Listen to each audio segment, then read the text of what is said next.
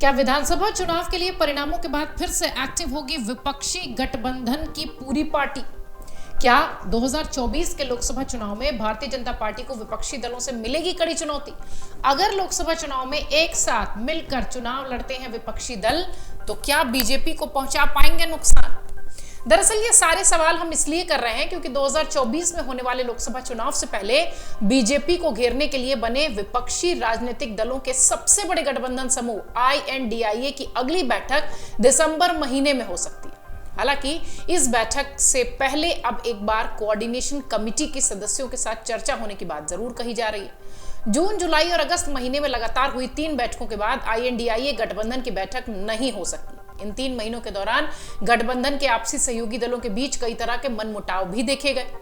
सहयोगी दलों के नेताओं ने कांग्रेस के ऊपर जमकर ठीकरा भी फोड़ा, लेकिन गठबंधन से जुड़े नेताओं का कहना है कि 3 दिसंबर को चुनाव परिणाम के बाद दिसंबर के महीने में ही गठबंधन समूह की महत्वपूर्ण बैठक होगी।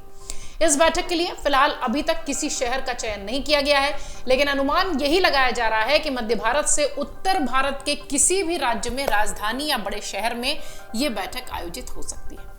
विपक्षी दलों के गठबंधन INDIA के सियासी दलों के 3 महीने से आधिकारिक तौर पर कोई भी बड़ी बैठक या महत्वपूर्ण बातचीत नहीं हुई है। हालांकि गठबंधन समूह के नेताओं के कोऑर्डिनेशन कमेटी की एक बैठक के सितंबर में दूसरे सप्ताह में शरद पवार के दिल्ली वाले घर पर जरूर बातचीत हुई थी। आपको याद होगा, हमने तस्वीरें भी दिखाई थी।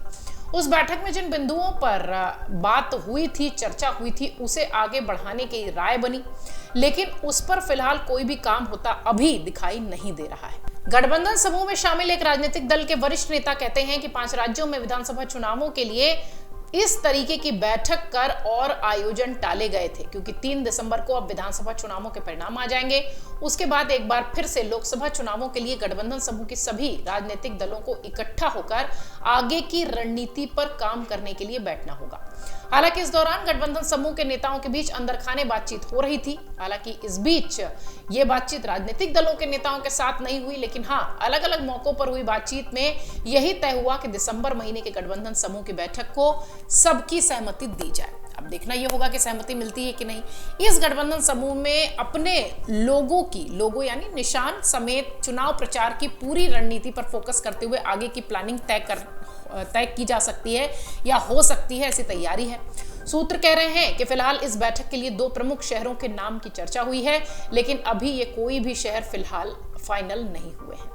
इसमें देश की राजधानी दिल्ली से लेकर उत्तर प्रदेश की राजधानी लखनऊ तक की चर्चा हो रही है। यहाँ हो सकता है गठबंधन समूह की बैठक हो।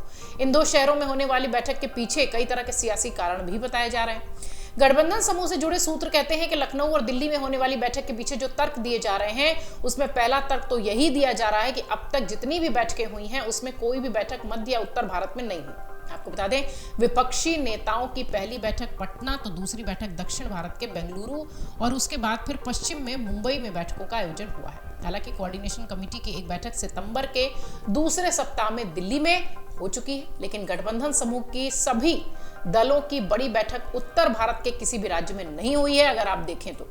इसलिए अनुमान यही लगाया जा रहा है कि अगर आम सहमति बनती भी है तो दिल्ली या लखनऊ में इस बैठक को आयोजित किया जाएगा। इन सब के अलावा इन 2 शहरों में आयोजित की जाने वाली गठबंधन समूह की बैठक के सियासी रूप से भी कांग्रेस की, आम आदमी पार्टी और समाजवादी पार्टी की तल्खी को दूर करने का बड़ा मौका मिल सकेगा, क्योंकि माना यही जा रहा है कि अगर इन दोनों राज्यों में कहीं पर भी गठबंधन समूह की बड़ी बैठक होती है तो होस्ट की भूमिका में यही दोनों सियासी दल होंगे, जिसमें उनकी अगुवाई में ही सभी राजनीतिक दल शिरकत करेंगे। हालांकि गठबंधन समूह से जुड़े लोगों का यह मानना है कि यह बैठक मध्य प्रदेश, राजस्थान के किसी भी शहर में आयोजित की जा सकती है। गठबंधन से जुड़े राजनीतिक दलों के एक वरिष्ठ पदाधिकारी भी कहते हैं कि सियासी नजरिए से समाजवादी पार्टी और कांग्रेस के साथ कुछ तल्खियां जरूर दिखी, लेकिन विधानसभा चुनावों के बाद वो अब सामान्य दिखाई पड़ रही हैं। उनका यह कहना है कि सितंबर के दूसरे सप्ताह के बाद से लेकर अब तक प्रमुख विपक्षी दलों के धड़े में शामिल कांग्रेस लगातार सियासी रूप से अपने राज्यों में सक्रिय थी, इसलिए गठबंधन समूह की बैठकों के आयोजन को आगे बढ़ाया जा रहा था। हालांकि गठबंधन समूह के एक वरिष्ठ नेता ये भी बताते हैं कि इस दौरान जिन राज्यों में विधानसभा के चुनाव नहीं हो रहे थे, वहां के राजनीतिक दलों को इन 5 राज्यों में सक्रिय भागीदारी निभाना चाहिए था। उनकी मांग जरूर थी कि गठबंधन समूह या कोऑर्डिनेशन कमेटी की एक बैठक आगे आए, रूपरेखा तय कर स्ट्रैटेजी बनाए।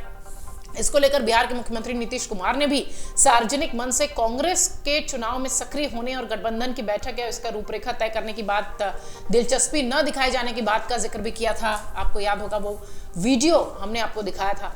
हालांकि विपक्षी दलों के गठबंधन समूह की इस बैठक से पहले कई तरह के अब सवाल उठने लगे हैं। नेताओं के सामने रखे जाने वाले कई सारे ऐसे सवाल मीडिया की तरफ से भी आ रहे हैं। सूत्रों के मुताबिक महत्वपूर्ण चर्चा चुनाव के दौरान पैदा हुई कुछ आपसी सियासी मनमुटाव को लेकर होनी है।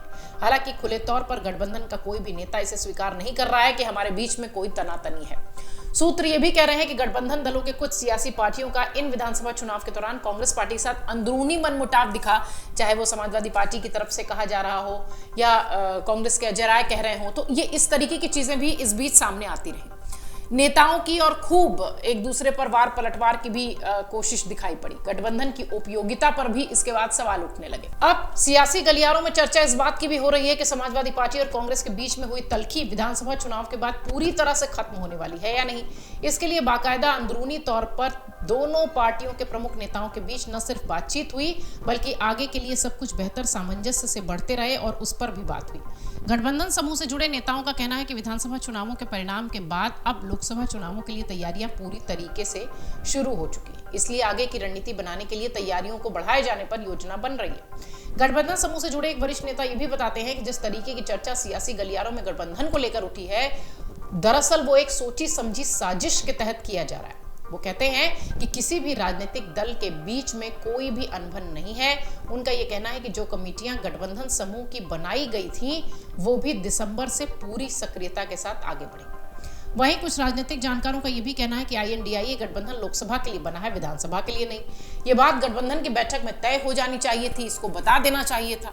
आपको बता दें कि लोकसभा चुनाव 2024 में कुछ ही महीनों का वक्त रह गया है। हाल ही में विपक्ष ने एकजुट होकर लोकसभा चुनाव 2024 में संघर्ष करने का ऐलान भी किया था, लेकिन अब देखने वाली बात यह होगी कि ये मामला कैसे सुलझता है, कैसे लोग समझते हैं, कैसे पार्टियों को समझाया जाता है। बहरहाल जो अब तक की खबर है सूत्रों के हवाले से वो ये कि सारे राज्यों के चुनाव खत्म होने के बाद दिसंबर में एक बहुत महत्वपूर्ण बैठक INDIA गठबंधन की होने जा रही है। अगर आप ये वीडियो YouTube पर देख रहे हैं तो हमारे चैनल को सब्सक्राइब करें और बेल आइकन को दबाना ना भूलें। अगर आप Facebook पर ये वीडियो देख रहे हैं तो हमारे पेज को लाइक करें।